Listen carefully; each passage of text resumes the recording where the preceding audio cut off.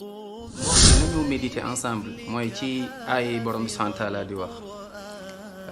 jëlal alquran mu ngi nii nga xoolal ko sa bopp demal ci saar bu ñuy woowee mooy suratul ahzab mooy numéro 33 al ahzab mooy les coalisés bi maanaam yéefar yi Makk ak Madina ñoom ñoo dajaloo woon bëggoon a faagaagal mooy ñi gëm yàlla ak yonent bi sallallahu alayhi wa sallam subhanallah demal ci saar boobu mooy numéro 33 al ahzab nga dem ci verset 39 commencé ko ci 39 ak verset 40 yàlla di wax naan mu ne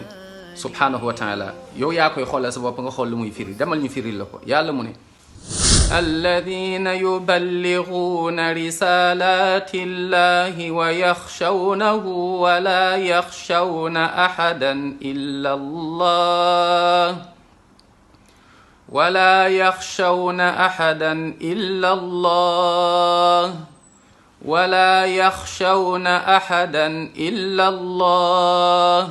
وكفى بالله حسيبا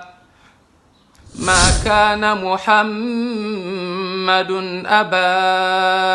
أحد من رجالكم ولكن رسول الله وخاتم النبيين وكان الله بكل شيء عليما demal nga xool lu muy firi